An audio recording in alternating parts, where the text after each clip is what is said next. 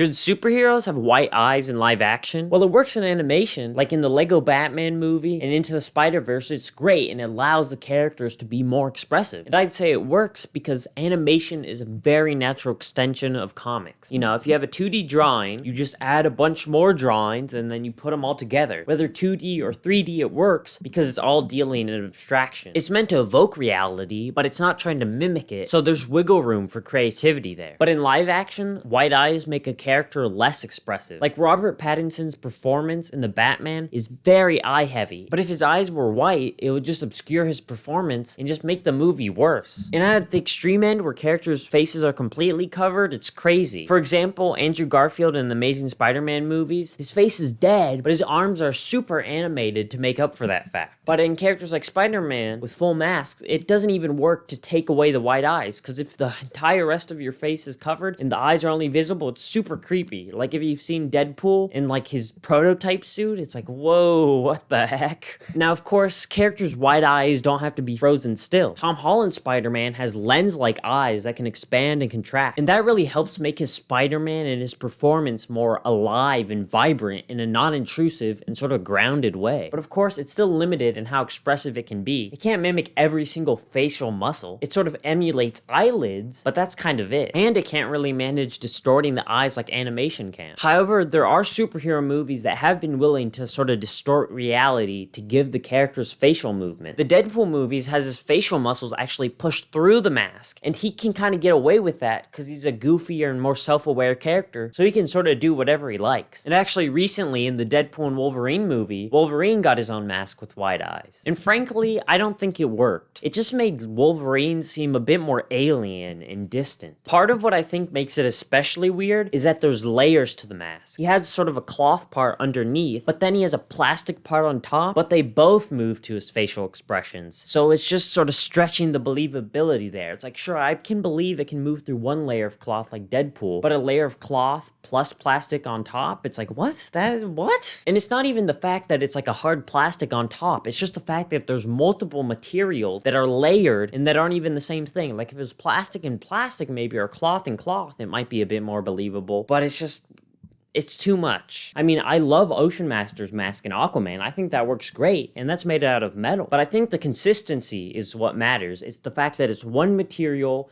and just one layer, and that's what makes it work over Wolverine's. So I think there's precedent here that when done right, animated masks can work in live action, but they just have to lean more into the comic bookiness like Aquaman or Deadpool. For instance, all the most recent iterations of Batman are trying to make the guy who dresses up like a bat to fight the criminally insane as serious as possible. You know, we want our children's entertainment for babies to be as grounded, gritty, and realistic as possible. So making comic accurate wide eyes with a darker property seems like it'd be a bit tricky, but I think there's a solution. The YouTube channel Ismahawk had a Nightwing fan series, and they had the actor wear white contacts, so you could still have the white eyes effect, but it was just transparent enough that you could see and connect with his eyes and not lose anything from the performance. It's a really cool and simple solution, but it kind of just looks like he has cataracts. However, I do really think this is the best solution for the more serious comic book movies like The Batman. It's simple, it's practical, and it doesn't diminish the performance, at least not as much as CGI does. Yet white eyes like that look sort of scary and uncanny, so if that's not what the director was going for, it wouldn't really work. Like if Adam West's Batman had white eyes like that, it would be weird. He's meant to be goofy, fun, and warm,